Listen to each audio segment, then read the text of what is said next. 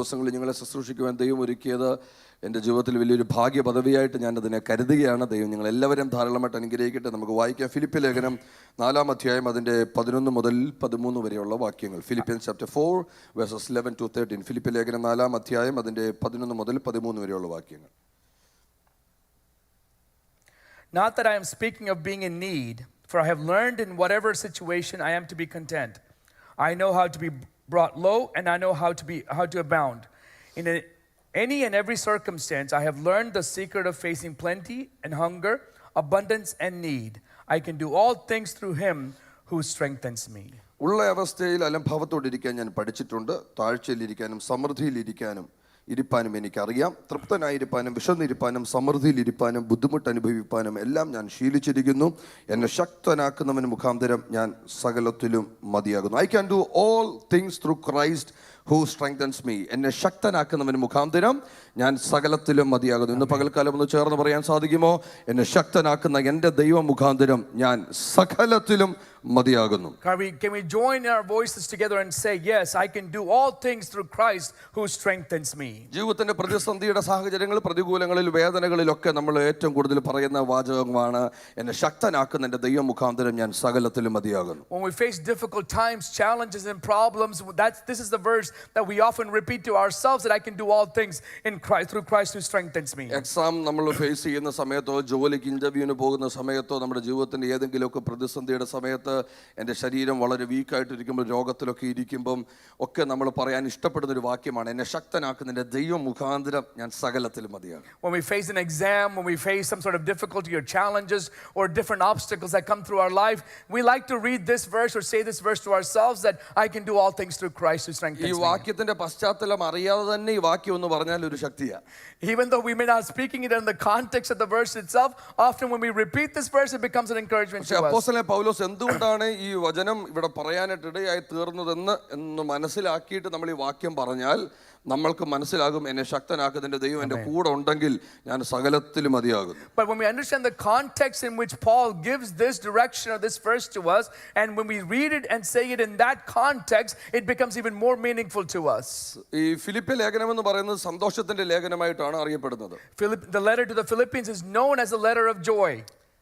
സന്തോഷമില്ലാത്തവർക്ക് സന്തോഷം പകരണമെങ്കിൽ ഈ ഫിലിപ്പി ലേഖനം ഒന്ന് വായിച്ചാൽ മതി. If any one of you do not have gladness or joy, just read this letter and you will receive that joy. പൗലോസ് ഏത് സാഹചര്യത്തിലാണ് ഈ സന്തോഷിക്കാൻ പറയുന്നതെന്നൊക്കെ ഒന്ന് മനസ്സിലാക്കിയാൽ ഇന്ന് നമുക്കും പറയാൻ കഴിയും എൻ്റെ ദൈവം എൻ്റെ കൂടെ ഉണ്ടെങ്കിൽ എൻ്റെ സന്തോഷത്തെ കവർന്നെടുക്കാൻ ലോകത്തിൽ ഒരു ശക്തിക്കും കഴിയും. If we understand the context of the situation in which Paul writes this letter, in which he's telling us and encouraging us to be joyful, that in itself, that knowledge in itself is enough to give us the encouragement to know that if God is with me, that is sufficient for me to have joy. അപ്പോസ്തലൻ പൗലോസ് Philippi സഭയോട് പറയുകയാണ് എന്നെ ശക്തനാക്കുന്ന ദൈവം മുഖാന്തരം ഞാൻ സകലത്തിലും മതിയാകും. To the church in Philippians, to the church in Philippi, Paul is saying, through whom who strengthens me in Christ, I can do all things. അപ്പോൾ എന്താണ് പൗലോസിന്റെ ഫിലിപ്പി സഭയുമായിട്ടുള്ള ബന്ധം എന്നൊന്ന് മനസ്സിലാക്കുന്നത് വളരെ നല്ലതാണ്. It's good to know what's the relationship between Paul and the church in Philippi. അപ്പോസ്തലൻ പൗലോസ് താൻ ഫിലിപ്പിലേക്കുള്ള യാത്രയിലല്ല, ഏഷ്യയിലേക്കുള്ള യാത്രയിലേക്ക് താൻ പൊയ്ക്കൊണ്ടിരിക്കുമ്പോൾ ദൈവത്തിന്റെ ആത്മാവ് അവനോട് അവിടെ പോകരുതെന്ന് പറഞ്ഞ് വിലക്കി തൻ്റെ റൂട്ട് മാറ്റി തന്നെ വിടുന്ന ഒരു ഭാഗം നമ്മൾ അപ്പോസ്തല പ്രവൃത്തി 16-ാം അധ്യായത്തിൽ നമ്മൾ കാണുന്നുണ്ട്. In the book of Acts chapter 16, we can see where the Holy Spirit commands or compels Paul to not to go into Asia, into Philippi specifically, in that situation. അപ്പോൾ രണ്ടിടങ്ങളിൽ നിന്നും പൗലോസ് പോകണമെന്ന് ആഗ്രഹിച്ച രണ്ട് സ്ഥലങ്ങളിൽ നിന്നും പൗലോസിന്റെ യാത്രയെ വിലക്കിയിട്ട് പൗലോസിനെ നേരെ മക്കദോനിയയിലേക്ക് വിടുന്ന ഒരു ഭാഗമാണ് നമ്മളിവിടെ കാണുന്നത്. And what we see there is, in two places that Paul wanted to travel, the Holy Spirit prohibited him from traveling there, and he's now going to Macedonia. മക്കദോനിയയിലെ ഒരു പ്രധാനപ്പെട്ട പട്ടണമാണ് ഫിലിപ്പിയൻ പട്ടണം എന്ന് പറയുന്നത്. Philippi is a town that is within the city, within the areas of Macedonia. പൗലോസിനെ സംബന്ധിച്ചിടത്തോളം പൗലോസിന്റെ പ്രത്യേകത എന്ന് പറയുന്നത് പുൾപിറ്റ് മിനിസ്ട്രിയിലല്ല പൗലോസ് ഉറച്ചു നിൽക്കുന്നത്, അതിനേക്കാൾ അപ്പുറത്ത് പരിശുദ്ധാത്മാവിന്റെ ശബ്ദത്തിലാണ് താൻ നിൽക്കുന്നത്. Paul wasn't established in his ministry from a pulpit standpoint. He was established in ministry and successfully established by the listening to the voice of the Holy Spirit. താൻ എവിടൊക്കെ പോയാലും അവിടെയെല്ലാം സുവിശേഷം ജനിക്കാനിടയായി തീരും. Everywhere he went, the gospel was echoed in those places. നമ്മുടെ ശരീരത്തിൽ എവിടെ വെട്ടിയാലും ചോര വരുമെന്ന് നമ്മൾ പറയും അല്ലേ? we say that anytime you have a cut, any part of the body, there's blood that comes out. അതുപോലെ പൗലോസിന്റെ ശരീരത്തിൽ എവിടെ വെട്ടിയാലും വീഴുന്നത് സുവിശേഷമാണ്. And just like that, if you cut into Paul in any part of his body in his life, gospel spills out. അതുകൊണ്ട് തന്നെ പൗലോസിന് ഒരു mission strategy ഉണ്ടെങ്കിലും ആ മിഷൻ സ്ട്രാറ്റജിയെ കവിയുന്ന ദൈവത്തിന്റെ പരിശുദ്ധാത്മാവ് അവന്റെ അകത്തുള്ളത് കൊണ്ട് അവനെ ഫിലിപ്പിലേക്ക് ദൈവം യാത്ര ചെയ്യിപ്പിക്കും. And here, as the Holy Spirit is in him, dwelling in him, ministering to him and leading him, now we see the Holy Spirit leading Paul into the town of Philippi. അവനോട് പറഞ്ഞു, Philippian പട്ടണത്തിൽ നിന്നെ wait ചെയ്ത് ആരോ ഇരിപ്പുണ്ട്, നീ അവിടേക്ക് യാത്ര ചെയ്തു. And the Holy Spirit told him, there's somebody waiting for you in the town of Philippi. I want you to go there. ചില വാതിലുകൾ നമ്മുടെ ജീവിതത്തിൽ കൊട്ടി അടയപ്പെടുമ്പോൾ നമ്മൾ ദൈവത്തിന് നന്ദി പറയാൻ തയ്യാറാകണം. We must be able to give thanks to the Lord when some of the doors within our life are closed. ചില വാതിലുകൾ നമ്മുടെ മുമ്പിൽ ദൈവത്തിന്റെ ആത്മാവ് വലിച്ചടയ്ക്കുമ്പോൾ ദൈവത്തോട് പിറുപിറുക്കാതെ പറയണം, ദൈവമേ ഈ വാതിൽ അടഞ്ഞതിനായി നന്ദി, തുറക്കാൻ പോകുന്ന വാതിലിനായി നന്ദി. Amen. When some of the doors in our life are closing or it seems like it's doors shut and we cannot open it, that's when we are grateful to God and say, Lord, thank you for the doors that have been closed and thank you for the doors that will be open. ചിലപ്പം ആയിരങ്ങളെ നേടുന്നതല്ല ദൈവത്തിന് വില കാര്യം, Philippian പട്ടണത്തിൽ ഒരാളെ നേടാൻ ദൈവത്തിന് ഒരാളെ ആവശ്യമുണ്ട്. Maybe it's not about gaining 1,000 from different cities, but Paul is asked to gain one person in the town of Philippi. അങ്ങനെ ദേവാലയം അന്വേഷിച്ച് നടന്നു, അവിടെ കണ്ടില്ല. അങ്ങനെ പുഴവക്കത്തിരിക്കുന്ന പ്രാർത്ഥനാ സ്ഥലം അന്വേഷിച്ച് അങ്ങനെ പോയപ്പോൾ പുഴവക്കത്തിരിക്കുന്ന കുറച്ച് സഹോദരിമാരെ കണ്ടു. അവരോട് ദൈവവചനം സംസാരിക്കാൻ പൗലോസ് തുടങ്ങി. As he's traveling, he saw some women sitting by the riverside, and then he started to minister the gospel to them. പുഴവക്കത്തിരുന്ന സഹോദരിയിൽ ഒരാളുടെ പേരാണ് ലുദിയ എന്ന സഹോദരി. And one of the ladies that were in that group was named Lydia. ദൈവത്തിന്റെ പരിശുദ്ധാത്മാവ് പൗലോസ് വചനം പറഞ്ഞുകൊണ്ടിരുന്നപ്പോൾ അവിടെ ഹൃദയം തുറന്നു. As Paul was speaking the word of God, the Holy Spirit opened up the heart of Lydia. നമ്മുടെ ഹൃദയം തുറന്നതിന്റെ കാരണം നമ്മുടെ കഴിവോ മിടുക്കോ പ്രാപ്തിയോ ഒന്നുമല്ല പ്രിയരെ, ദൈവത്തിന്റെ പരിശുദ്ധാത്മാവ് തുറന്നു എന്നതുകൊണ്ടാണ്. Our heart did not open to the word of God, not because we're able to, we have some capacities or abilities, but because the Holy Spirit opened it up for us. ചിലരൊക്കെ സംസാരം കേട്ടാൽ തോന്നും അവരൊക്കെ പാരമ്പര്യം കണ്ടിട്ട് ദൈവം അവരെ തെരഞ്ഞെടുത്തെന്ന്. അല്ല പ്രിയരെ, ദൈവത്തിന്റെ പരിശുദ്ധാത്മാവിന് നമ്മളോട് ഒരു അനുകമ്പ തോന്നിയത് കൊണ്ട്, കൃപ തോന്നിയത് കൊണ്ട്, കരുണ തോന്നിയത് കൊണ്ട്, ദയ തോന്നിയത് കൊണ്ട് പുറംപറമ്പിൽ കിടന്നിരുന്ന നമ്മളെ തേടിയെത്തുവാൻ ഈ ദൈവത്തിന്റെ ആത്മാവിന് ശക്തിയുള്ളത് കൊണ്ട്, ആ ദൈവത്തിന്റെ സ്നേഹമാ നമ്മളെ തേടിപ്പിടിച്ചതെന്ന് തിരിച്ചറിയുന്ന പ്രിയപ്പെട്ടവരെല്ലാം ആ കരങ്ങൾ ഉയർത്തി ഇന്ന് പകലിൽ ദൈവത്തിന് സ്തോത്രം ചെയ്താട്ടെ. When some people talk, they speak as if their tradition and legacy is what brought them into the ministry or in the gospel message, but it's not that at all. The love of God that searched us when we are outside, when we're strangers and aliens, that love of God and the grace of God that opened our heart into the gospel is what made us be part of this family. പുഴവക്കത്തിരിക്കുന്ന ഈ സഹോദരി മാനസാന്തരപ്പെടുക. So what happened is the women that was there, they're repenting. അവൾ വീട്ടിലേക്ക് ഉപദേശിയെ വിളിച്ചുകൊണ്ട് പോവുക. And she invites the pastor to her house. Philippian പട്ടണത്തിൽ ഈ വീട്ടിനകത്ത് ഒരു സഭ ആരംഭിക്കുക. And just like that, a church starts in this house in the town of Philippi. ഏഷ്യയും യൂറോപ്പിനെയും തമ്മിൽ രണ്ടായി വേർതിരിക്കുന്ന പട്ടണമാണ് ഫിലിപ്പ് പട്ടണം. The town of Philippi is what divides the Asian and the European continent. മഹാനായ അലക്സാണ്ടറിന്റെ പിതാവിന്റെ പേരിൽ അറിയപ്പെട്ട പട്ടണമാണ് ഫിലിപ്പ് പട്ടണം. The town of Philippi is named after Alexander the Great's father. ഈ ലുദിയ എന്ന സഹോദരി മാനസാന്തരപ്പെടുന്നതിലൂടെ യൂറോപ്പിലേക്ക് സുവിശേഷം നടന്നു കയറുക. And as Lydia repented and became a believer, gospel is now spreading through her to the continent of Europe. പല വാതിലുകളും കൊട്ടി അടയുമ്പം യൂറോപ്പിലെ സുവിശേഷീകരിക്കാൻ ദൈവം ഒരു ലുദിയെ കണ്ടുവച്ചിട്ടുള്ളത് കൊണ്ട് പൗലോസ് ലുദിയയുടെ അടുക്കൽ എത്തേണ്ടത് വളരെ ആവശ്യമാണ്. As many doors were closing, but for the sake of the gospel to reach parts of Europe, God had seen this person named Lydia, and it was necessary that Paul go to her to have this started. ലുദിയയെ കുറിച്ച് വചനം സാക്ഷ്യപ്പെടുത്തുന്ന ഒരു വാക്ക് അവിടെ കിടക്കുന്നുണ്ട്. അതിങ്ങനെയാണ്, അവൾ ദൈവഭക്തയായിരുന്നു. We see that in the account of the Acts of the Apostles, as described in Lydia, it says she was a devout person. എന്ന് പറഞ്ഞാൽ അവൾ നാളുകളായിട്ട് അവിടെ നിന്ന് പ്രാർത്ഥിച്ചു, കർത്താവേ, അങ്ങ് സത്യമായ ദൈവമാണെങ്കിൽ അങ്ങ് എൻ്റെ അടുക്കൽ സുവിശേഷമായി എത്തണമെന്ന് നാളുകളായിട്ട് താൻ പ്രാർത്ഥിച്ചത് ഞാൻ അങ്ങ് മനസ്സിൽ ചിന്തിക്കുകയാണ്.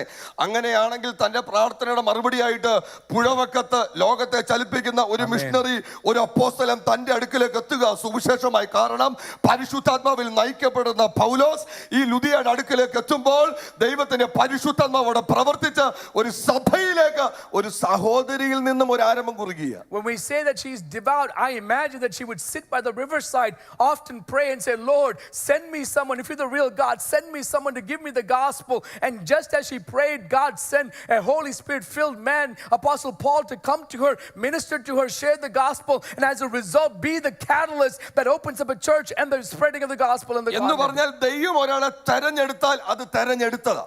In other words, if God selects someone, that person is selected. അത് പുരുഷനാണെങ്കിലും സ്ത്രീയാണെങ്കിലും ദൈവത്തിന്റെ തെരഞ്ഞെടുപ്പ് വന്നാൽ അതിന്റെ പുറകിൽ ദൈവത്തിന്റെ ഒരു പദ്ധതിയുണ്ട്. Even if it's a woman or a man, it doesn't matter. God has a purpose if God has selected somebody. ഒരു സഭയിൽ ഒതുങ്ങിയിരിക്കാനല്ല ദൈവം ഒരാളെ വിളിച്ചു വേർതിരിച്ചത്, മറിച്ച് അവരിലൂടെ സുവിശേഷം കവിഞ്ഞൊഴുകാൻ അത്രേ ദൈവം ഒരു വ്യക്തിയെ തെരഞ്ഞെടുക്കുന്നത്. Why does God choose people? God chooses people not to sit in the church comfortably, but through them that the gospel would spread across. നമ്മൾ പുറകെ കാണുന്നത് ലുദിയയിലൂടെ അനേകം ആളുകൾ ആ സഭയിലേക്ക് വരാൻ തുടങ്ങി. And through Lydia, we see many people coming to church. ശ്രദ്ധിച്ചു കേൾക്കണേ, Listen carefully. ശ്രദ്ധിച്ചു കേൾക്കണം. Listen carefully.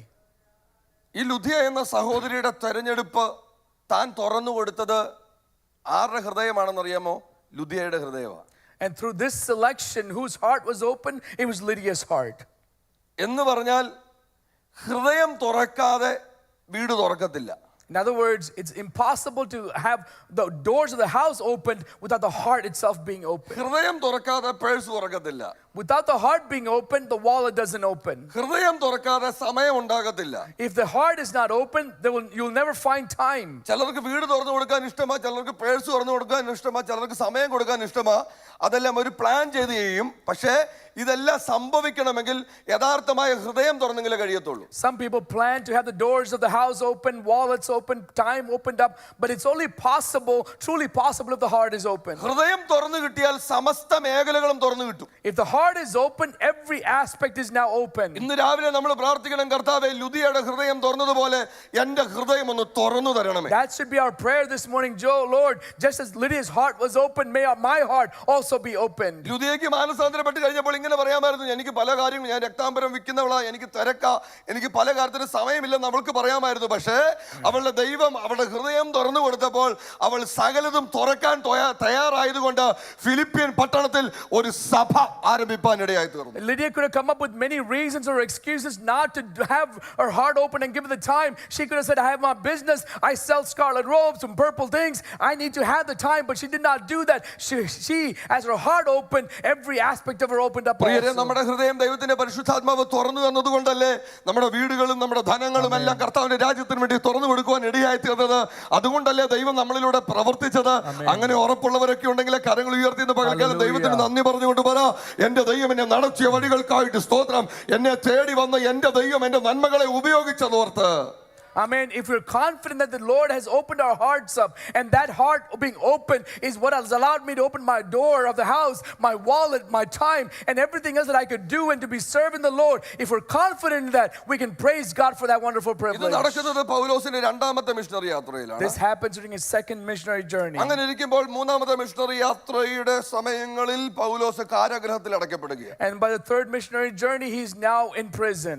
റോമൻ കാരാഗൃഹത്തിൽ വീട്ടുതടങ്കലിലാണ്, ഹൗസ് അറസ്റ്റിലാണ്. And now in the Roman prison system and their house arrest, he's there. അങ്ങനെ കാരാഗൃഹത്തിൽ കിടക്കുന്ന പൗലോസിനെ തേടി ഫിലിപ്പിയൻ സഭ വരികയാണ്. And the church in Philippi is now coming to look out for Paul as he's under house arrest. സഭ എപ്പർഫാദിത്തോസ് എന്ന് പറഞ്ഞ ഒരു യൗവനക്കാരനെയും കുറച്ച് കൂട്ടം ആളുകളെ, ചെറുപ്പക്കാരെ എല്ലാം ഒരു ടീമായിട്ട് ഫോം ചെയ്തിട്ട്, എൻ്റെ ഭാഷയിൽ പറഞ്ഞാൽ, നമ്മുടെ നാടൻ ഭാഷയിൽ പറഞ്ഞാൽ, കുറച്ച് കാച്ചിലും ചേനയും ചേമ്പും എല്ലാം കൂടെ ഒരു ചാക്കിനകത്തൊക്കെ ആക്കി കെട്ടിവെച്ച് ഈ എപ്പർഫാദിത്തോസിന്റെ തലയെ വെച്ചിട്ട് പറയാ, കുറച്ച് കാശ് കൊടുത്തിട്ട് പറയാ, നീ പോയി പൗലോസിനെ ശുശ്രൂഷിക്കാൻ. In my words, I would say we see that Epaphroditus and some other folks from the church were asked to go and visit Paul. In my words, I would say they gathered us some vegetables and potatoes and other things, and they said, here, go and visit Paul, and they also probably gave him some money on the way. Philippian സഭ പറഞ്ഞില്ല, ഈ കളവന് വേറെ ഒരു ആവശ്യവും ഇല്ല, ഇത്രയും പ്രായമായിരിക്കും, പെരയ്ക്കത്തുമില്ല, അടങ്ങി ഒതുക്കി ഇരുന്നാൽ പോരെ, ഇപ്പം കിടന്ന് കാരാഗ്രഹത്തിൽ ഇപ്പം കിടക്കുക എന്നൊന്നും പറയാൻ പോയില്ല. അവരുടെ ജീവിതത്തിന്, അവരുടെ സുവിശേഷത്തിന് ഒന്നാം പടിയായി നിന്ന പൗലോസിന് കഷ്ടത വന്നപ്പോൾ ഈ സഭ ആ ദൈവദാസനെ ട്രീറ്റ് ചെയ്യാൻ, ചേർത്ത് നിർത്താനായിട്ട് ദൈവത്തിന്റെ പരിശുദ്ധാത്മാവിൽ അവരുടെ ഹൃദയത്തിനകത്ത് സ്നേഹത്തിന്റെ ആത്മാവ് കവിഞ്ഞൊഴുകാൻ തുടങ്ങി. The church didn't say, oh, this Paul now is an old age man. He could have just sat at home. Why is he in prison? Why is he creating all these issues? Rather, the church who knew Paul was there to establish the church and to be with them at the very beginning said, in his time of difficulties and pain, we as a church are being inspired by the Holy Spirit to stand alongside of him, and the church does exactly that. പ്രിയരെ, സഭയുടെ core element എന്ന് പറയുന്നത് അന്യഭാഷയിലുള്ള ആരാധനയല്ല, കൂടി വന്നിരിക്കുന്ന ഇരിപ്പല്ല, 10 പേരോട് സംസാരിക്കുന്നതല്ല, മറിച്ച് സ്നേഹത്തിന്റെ ആഴത്തിൽ നിൽക്കുന്നതാ സഭ എന്ന് പറയുന്നത്. What is a church? Church is not about simply coming and speaking in tongues or coming and spending some time in a sanctuary or doing anything else. It's the depth of the love and the sincerity that exists in the people that brings up the church. വചനം പറയാ, ദൂതന്മാരുടെ ഭാഷകൾ നിങ്ങൾ സംസാരിച്ചാൽ സ്നേഹമില്ലെങ്കിൽ ഞാൻ ഏതുമില്ല. Amen. The word of God says, even if I speak in the tongues of the angels, if there is no love, then there's nothing. ചിലങ്ങുന്ന ചെമ്പോ മുഴങ്ങുന്ന കൈത്താളം എന്ന് പറഞ്ഞാൽ നമ്മുടെ ഈ ഡ്രംസിന് ഉപയോഗിക്കുന്ന സിമ്പലിന് അവിടെ ടിഷ് എന്നൊരു സംഭവം കേൾക്കത്തില്ലേ, ആ ടിഷ് മാത്രമേ ഉള്ളൂ നമ്മൾ. If there is no love, it's just clashing cymbals and the sound effect that the man of God just made. നമ്മൾ എത്ര ധൃതി വെച്ച് പോയാലും എത്ര തിരക്കുള്ളവരാന്ന് പറഞ്ഞാലും നമ്മുടെ അകത്ത് സ്നേഹം എന്ന് പറഞ്ഞ സംഭവം ഇല്ലെങ്കിൽ നമ്മളെ പിന്നെ വിശ്വാസി എന്ന് പറയാൻ കൊള്ളാവുന്നുള്ളതല്ലാതെ സഭയ്ക്കോ ദൈവസഭയ്ക്കോ ദൈവരാജ്യത്തിനോ ഒരു പ്രയോജനവും ഇല്ലാത്തവരായി മാറും. If we have no time to love, we come to church and we rush off. Maybe we can be called a believer, but in reality, there's nothing else that's happening in our life. There's no true love or child of God reference in our life. ഇവിടെ കഷ്ടതയിലിരിക്കുന്ന ഈ അപ്പോസ്തലനായ പൗലോസിനെ സഭ ഓർക്കുകയാണ്. Now the church is remembering Paul who's in affliction. സഭ ചേർത്ത് പിടിക്കുക. And the church is embracing him. പൗലോസിനെ ശുശ്രൂഷിക്കാനായിട്ട് ഫിലിപ്പിയിൽ റോമൻ കാരാഗൃഹത്തിൽ ചെല്ലുന്നു. And to minister and to serve him, the church is going to Philippi, the അവിടെ ചെന്നപ്പോൾ prison. നമുക്ക് അതേ അറിയാം, എപ്പർഫ്രാദിത്തോസ് വയ്യാതാകുന്നു, തന്നെ പൗലോസ് ശുശ്രൂഷിക്കുന്നു. കുറച്ച് ദിവസം കഴിഞ്ഞ് കാര്യങ്ങളൊക്കെ ചോദിച്ചറിയുന്നു, സഭയെക്കുറിച്ച് സ്നേഹബന്ധത്തിലൊക്കെ മനസ്സിലാക്കി, കാര്യങ്ങളെല്ലാം മനസ്സിലാക്കി വളരെ ഡീറ്റെയിൽ ആയിട്ട് 4 അധ്യായത്തിൽ ഒരു ലേഖനം എഴുതിയിട്ട് പൗലോസ് ഈ എപ്പർഫ്രാദിത്തോസിന്റെ കയ്യിലും ചെറുപ്പക്കാരുടെ കയ്യിൽ ഈ റോള് കൊടുത്ത് ഈ ചുരുള് കൊടുത്ത് സഭയിൽ പോയിട്ട് മക്കളെ നിങ്ങൾ അവിടെ ചെല്ലുമ്പോൾ ഇതൊന്ന് വായിക്കണം എന്ന് പറഞ്ഞു വിടുകയാണ്. And we can see what happens. Epaphroditus and the team who comes to visit Paul, Epaphroditus becomes sick, and now we see Paul taking care of Epaphroditus. And after some time, in the time they spend together, they understand what's happening.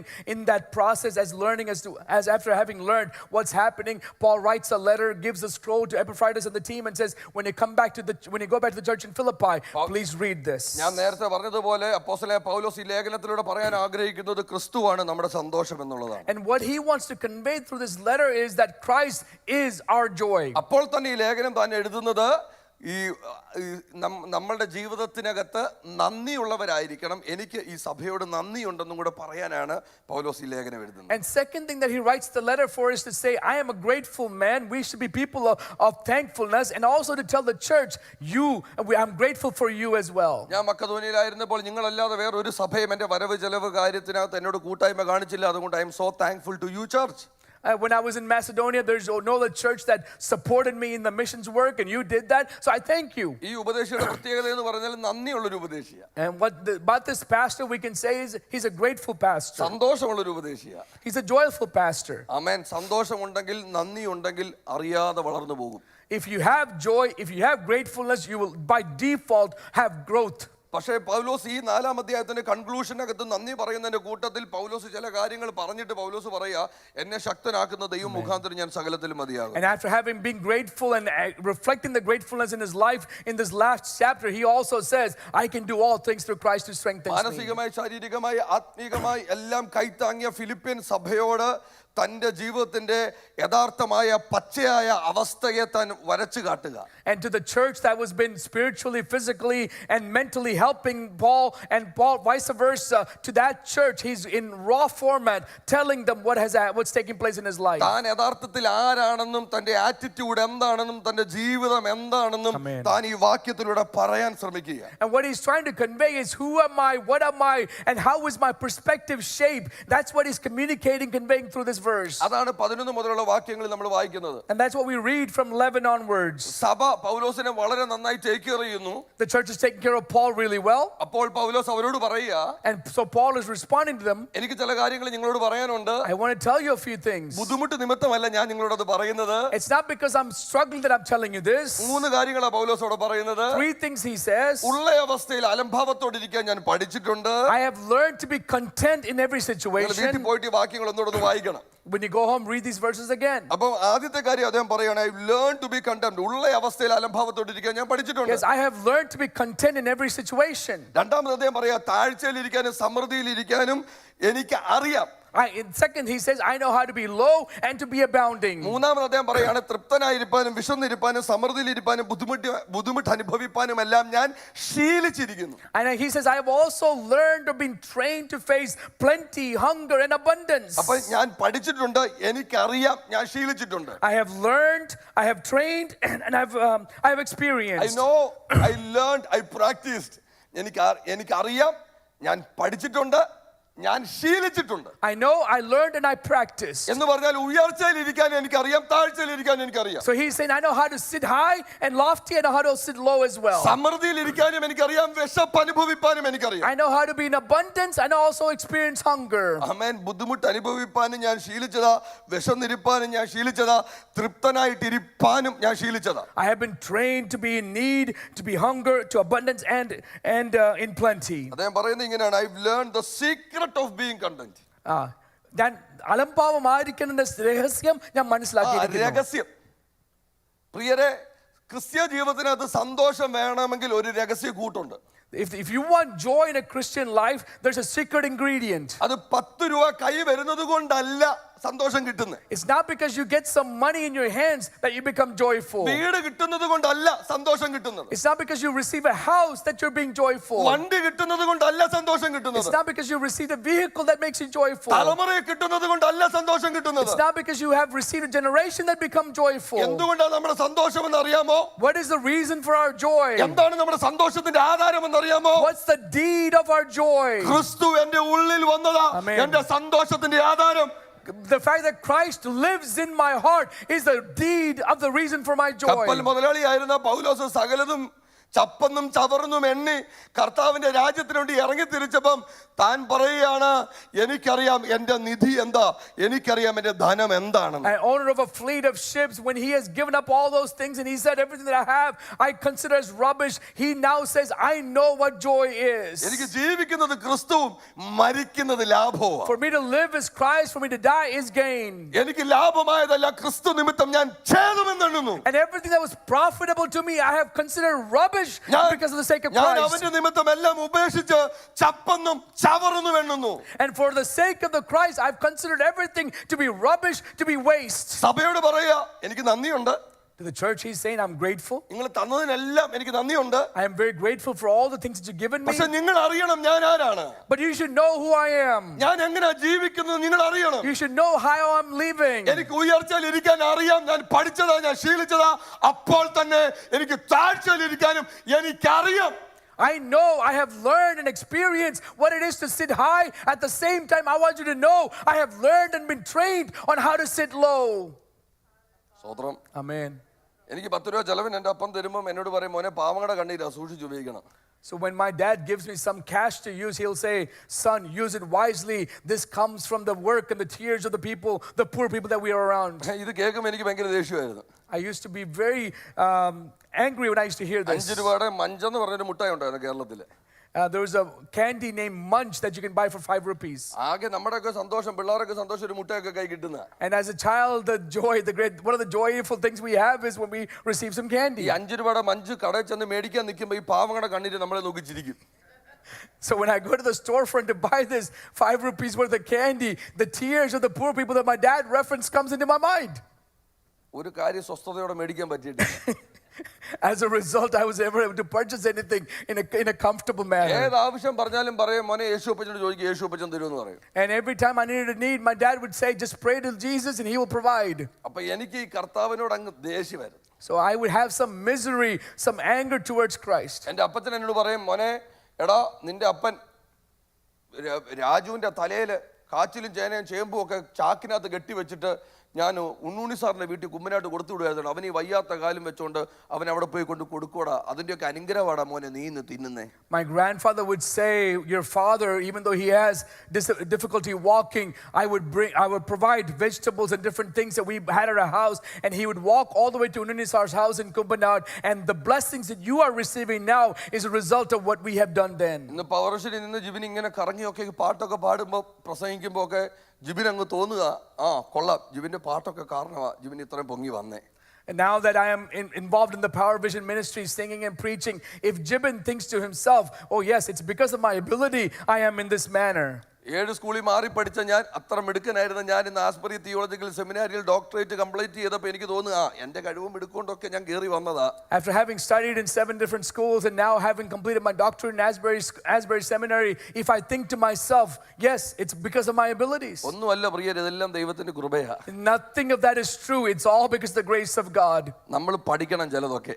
We should learn certain things. അറിയണം, പഠിക്കണം, ശീലിക്കണം. We should know and we should learn and we should train or experience. തലമുറയെ അറിയിക്കണം, പഠിപ്പിക്കണം, ശീലിപ്പിക്കണം. To the generation we must teach them, we must make them know, and we must train them. അങ്ങനെങ്കിലേ ഈ വാക്യം ജീവിതത്തിൽ face to face വരുന്ന സ്ട്രഗിൾസിന് മുമ്പിൽ തന്റെ ഇടത്തോടെ പറയാൻ കഴിയത്തുള്ളൂ. That's the only time if they learn it, is the only way that the generations will be able to repeat this verse into their own life when they face certain challenges. എന്ന് പറഞ്ഞാൽ സഭയോട് പൗലോസ് പറയാ, ഉയർച്ചയിലിരിക്കാൻ എനിക്കറിയാം, താഴ്ചയിലിരിക്കാൻ എനിക്കറിയാം, സമൃദ്ധി എനിക്കറിയാം, ഞാൻ പഠിച്ചിട്ടുണ്ട്, ഞാൻ ശീലിച്ചിട്ടുണ്ട്, എനിക്കുള്ളതിലൊക്കെ എനിക്ക് ഭയങ്കര സംതൃപ്തി ഉള്ളവനാ, നിങ്ങൾ തന്നതിലും എനിക്ക് വളരെ സന്തോഷമുണ്ട്. പക്ഷെ നിങ്ങൾ അറിയണം, നിങ്ങൾ എനിക്കൊന്നും തന്നില്ലെങ്കിലും എന്നോട് ആരും പിണങ്ങല്ലേ.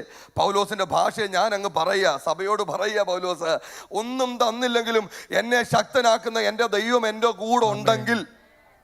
Paul is saying to the church, yes, you have given me and I'm grateful for that. I know how to be high and I know how to be low. I've learned and been trained in the abundance, the plenty and the hunger. But I want you to know who I am. Yes, I'm very grateful for the support and the help you have offered unto me. But even if you have not given me anything, my God is with me.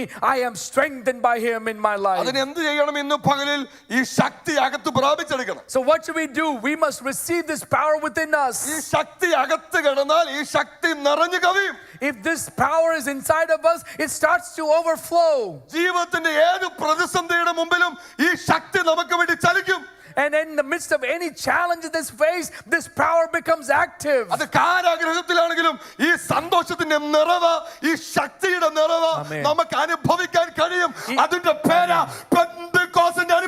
And even if you're in the middle of a prison or bound situations, you will experience power in the same way, and that power is what's known as the power of Pentecost.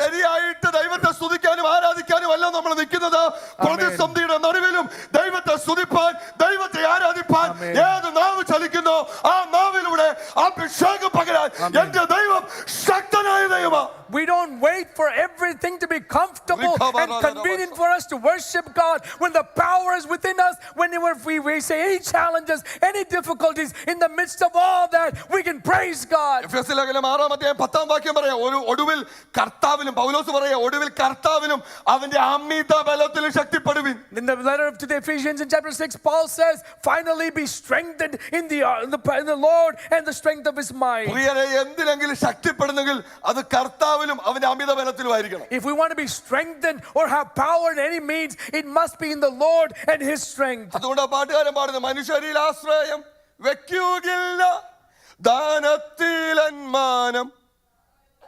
സ്വതന്ത്രം, മനുഷ്യരിൽ ആശ്രയം വെക്കരുത്.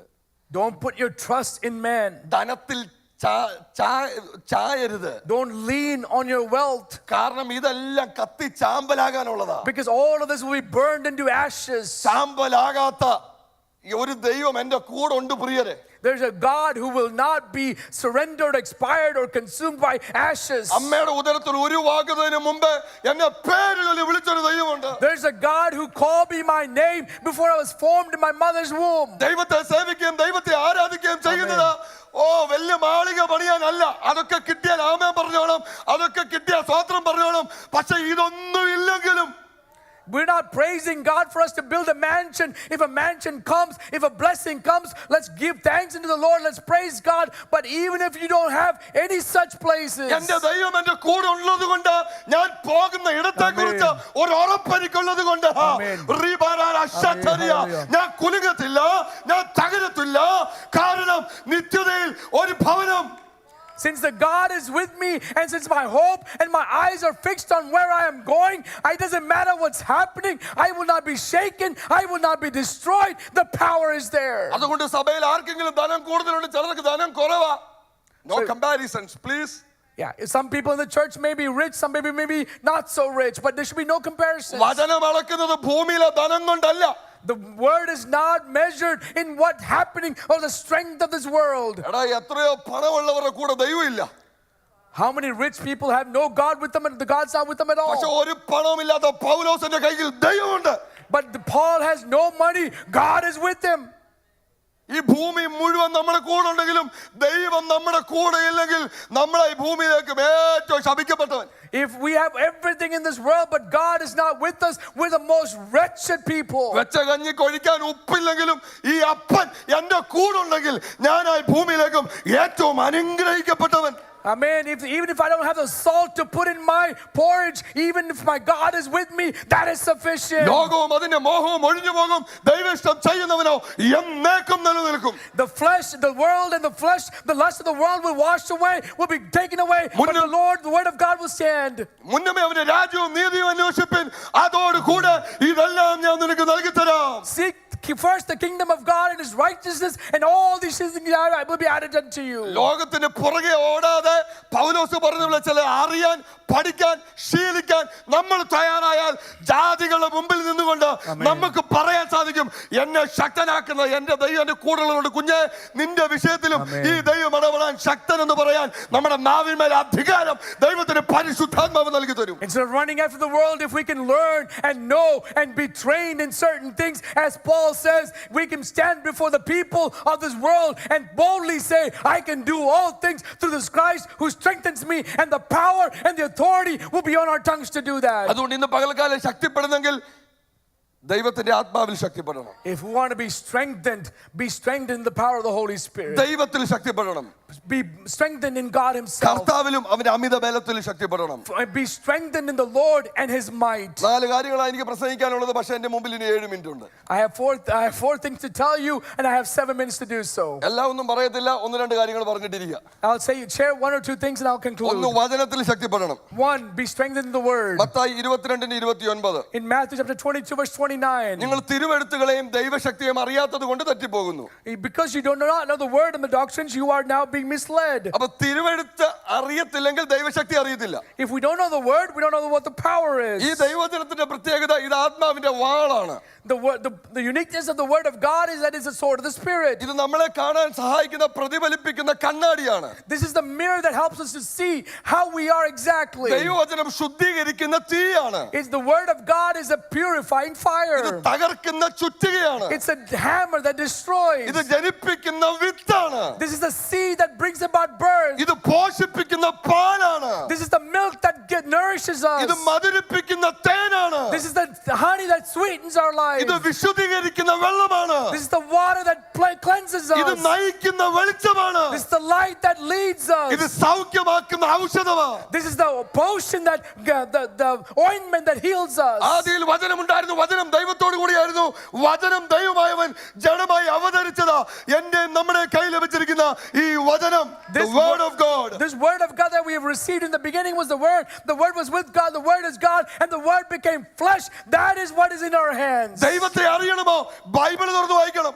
You want to know God? You must read the word. 2 വാക്ക് അന്യഭാഷ പറഞ്ഞുകൊണ്ട് ദൈവത്തെ അറിയത്തില്ല. ദൈനംദിന ജീവിതത്തിൽ വചനം ഭക്ഷിക്കുകയാണെങ്കിൽ ഈ ദൈവത്തിന് ചിലത് നിന്നോട് സംസാരിക്കാനുണ്ട്. Just because you speak in tongues doesn't mean that you know God. If you read this word on a day-to-day basis, you will get to know who God is. ചിലർക്ക് പ്രവാചകന്മാരെ പുറകെ പോകുന്നത് ഇഷ്ടമാണ്. Some people like to pursue prophets. തല്ലിക്കൊന്ന Bible തുറക്കത്തില്ല. But then even if you beat them or abuse them, they will not open the word. നേരിട്ട് സംസാരിക്കാൻ ദൈവം തയ്യാറാ. God is willing to talk to you personally and directly. തുറക്ക് വചനം. Open up the word. വായിക്ക്. Read it. ധൃതിക്ക് അങ്ങോട്ടേലും ഓടിപ്പോകുമ്പോ 2 വാക്യം വായിച്ചിട്ട് ഓടിപ്പോകാതെ നീ വായിക്കുന്ന വാക്യത്തിൽ നിൽക്കുക. അവിടുന്ന് മർമ്മങ്ങളെ സംസാരിപ്പാൻ എന്റെ ദൈവത്തിന് പദ്ധതിയുണ്ട്. Don't be in a rush when you're in a rush. Don't be in a rush to read the word, but read a verse, stay there, meditate upon it, and the revelations will be given to you. ദൈവദാസനെ, ഇന്നലകളിൽ ഈ ദൈവം എന്നോട് സംസാരിച്ചതാ, ഈ വചനത്തോട് സംസാരിച്ചത് കൊണ്ടാ ഞാൻ നിലനിന്നതെന്ന് ചങ്കൂറ്റമായി പറയാൻ കഴിയുന്ന പ്രിയപ്പെട്ടവരുണ്ടെങ്കിൽ ആ കരങ്ങളെല്ലാം ഒന്ന് ചേർത്തടിച്ചിട്ട് ഇന്ന് പകലിൽ ആത്മാവിന്റെ നിറവിൽ പറ, ഈ വചനം എന്നെ തണുപ്പിക്കുന്ന വചനമാ, എനിക്ക് ജീവൻ പകരുന്ന വചനമാ. If you have experienced where the word of God that you've read has ministered to you, strengthened you to stand strong in challenges, this morning we can praise God for that wonderful blessing, because this is the word that refreshes us. 2 തിമോഥെയോസ് 2:1 2 Timothy chapter 2 and verse എന്റെ 1. മകനെ ക്രിസ്തുയേശുവിലുള്ള കൃപയാൽ ശക്തിപ്പെടുക. My son, be strengthened in the grace of God that you have received. അപ്പൊ രണ്ടാമത് ശക്തിപ്പെടേണ്ടത് കൃപയില. So second, we should be strengthened in the grace. സ്തോത്രം. Amen. ഈ കൃപയെന്ന് പറയുന്നത് unmerited gift of God അല്ലേ? Yes. അർഹതയില്ലാത്തത് ദൈവം നൽകി തന്ന ദാനമാണ്. Grace is something that we have received that we did not merit. എനിക്ക് ജയിക്കാൻ 40 മാർക്ക് വേണമായിരുന്നു എക്സാമിന്. പക്ഷെ ഞാൻ എഴുതിയതെല്ലാം കൂടെ ഒരു 10 മാർക്കിനുള്ളതേ ഉള്ളൂ. പക്ഷെ റിസൾട്ട് വന്നപ്പോൾ ഞാൻ ജയിച്ചു എന്ന് പറഞ്ഞാൽ ആരോ എവിടെയോ ഇരിക്കുന്ന ആളെന്നെ ജയിപ്പിച്ചു വിട്ടു.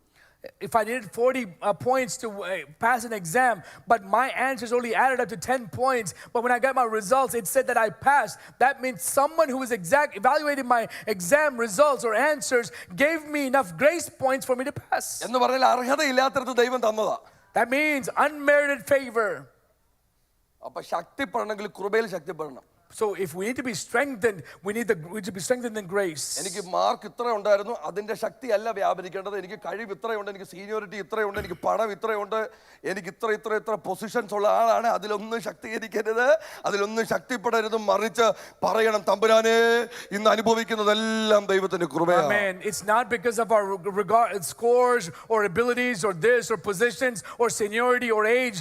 None of that is the reason why we are saying that we have strength, but we're saying, Lord, if I have received anything, it is because of the grace of God. മൂന്നാമത് വിശ്വാസത്തിൽ ശക്തിപ്പെടണം. Third, be strengthened in faith. ലൂക്കോസ് 8:46 പറയാണ്, യേശു പറയുക, എങ്കിൽ നിന്ന് ശക്തി പുറപ്പെട്ടു, ഞാൻ അത് അറിഞ്ഞു.